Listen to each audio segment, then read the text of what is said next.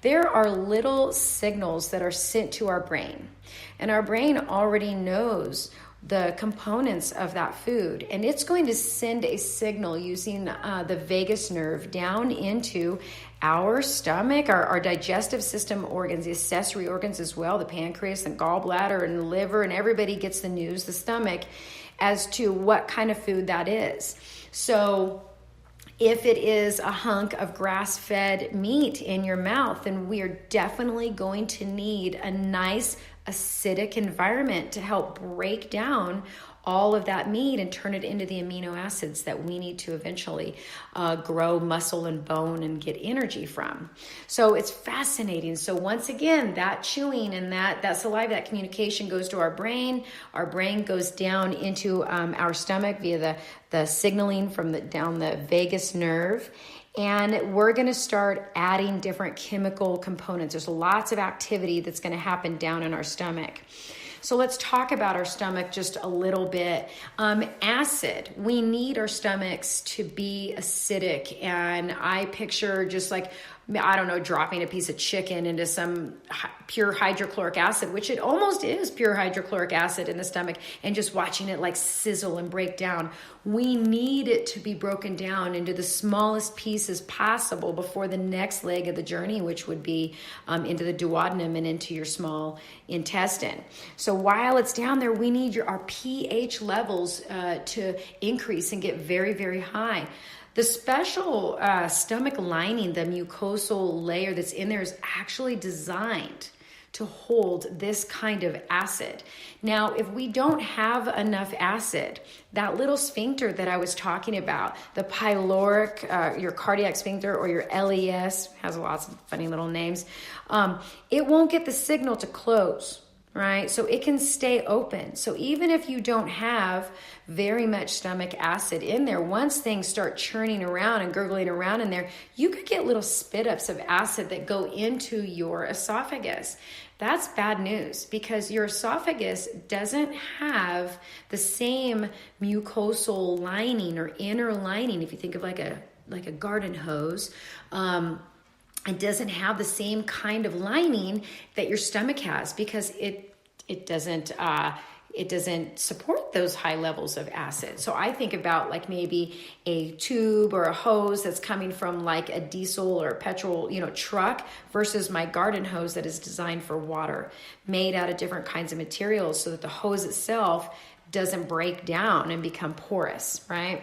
Well, people that have acid reflux or GERD, a lot of times they go in and they say, I have a burning right here after I eat. And what most doctors do is a rather knee-jerk reaction. They say, wow, you must have too much stomach acid that's causing that burning. And then they give you the Prilosec, which basically, Prilosec is a proton pump inhibitor, for one example, and it completely, what is Prilosec? Is that omeprazole? It completely just stops your body from even producing hydrochloric acid.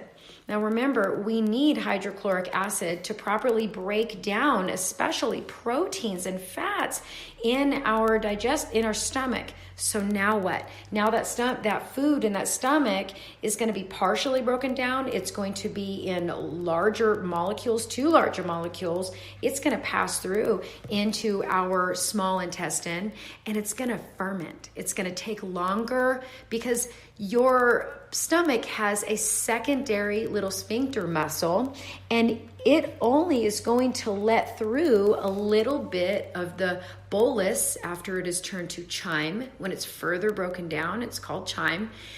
It's only going to let a little bit come through at a time, which will allow that small intestine to absorb and transport the valuable and precious nutrients that it received from the food that we ate. So now it's coming through in two larger particles. So two things are happening. So the lack of acid means that the bolus is turned into chyme that has two larger particles, it can only let so much through at a time, which leaves you feeling just kind of full and bloated and like, why aren't I processing this?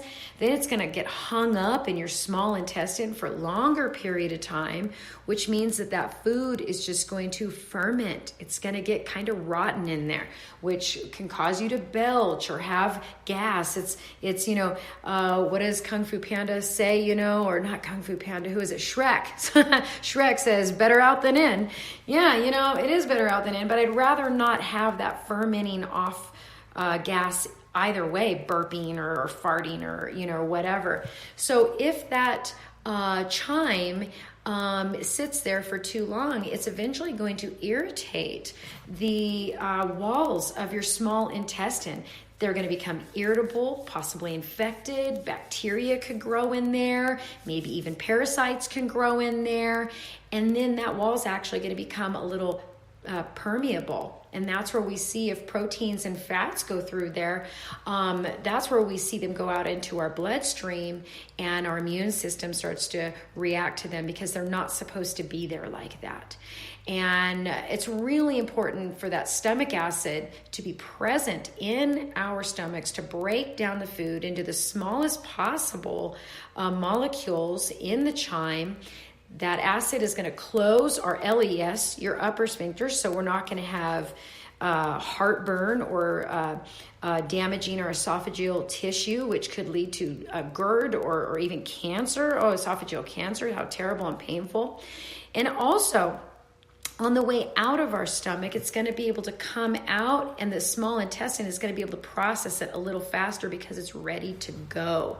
So let's talk a little bit about what happens when this really acidic ball of chyme that we've churned around in our stomach, what happens when it hits our small intestine?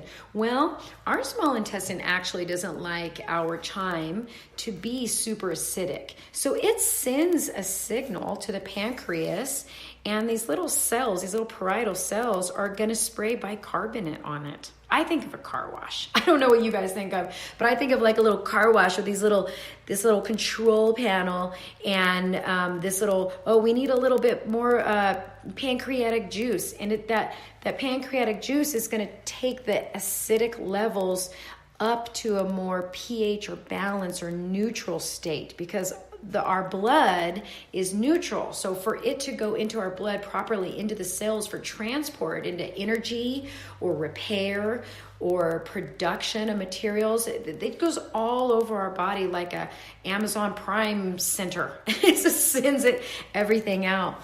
It's the acid of the chyme that makes the pancreas start to do its work. And not only the pancreas starts to do the work, but we have some hormone actions, some secretin and some cholecystokinin or CCK helps break down our foods, whether they're fats or carbohydrates or protein. And it's so, so important. And this is the cool thing, is the CCK is the cholecystokinin. When it is sprayed onto the food, it also gives a signal back to our gallbladder. Now, our liver produces bile. Our liver has like over 300 functions, very important functions. And one of the functions is to produce bile, which further helps us break down our food and helps us deliver the food properly. But it stores the bile in your gallbladder. So your liver, if you reach up on the right side of your rib cage and you kind of poke up underneath there, your liver tucks up underneath there, and your gallbladder sits kind of up underneath. It's like a little water balloon underneath your liver a little bit. Your pancreas is kind of behind that, towards your spine, kind of tucked in behind. But your gallbladder is like a little water balloon. So the more signaling it gets from the chyme that is in your small intestine, the more it's going to get filled up. Your liver's going to fill it up with bile, and it's going to squirt out through it's called your common duct.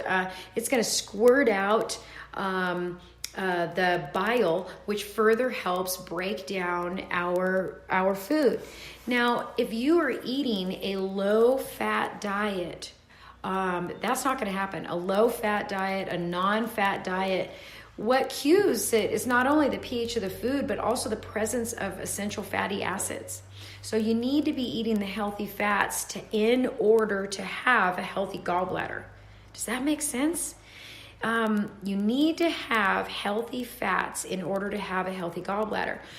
What happens if you don't have a healthy gallbladder? Well, we all know somebody who has had their gallbladders removed. I think we remove on average about 500,000 gallbladders a year. Somehow there's this rumor that says that they're really not that important anymore, but they're very, very important because it really squeezes out. Your gallbladder needs to hold that excess bile, and then it needs to squeeze it out. If you're eating a low-fat diet, you don't have enough essential fatty acids in there, then your gallbladder is not going to continue to squeeze out all of that bile. It's going to store it up.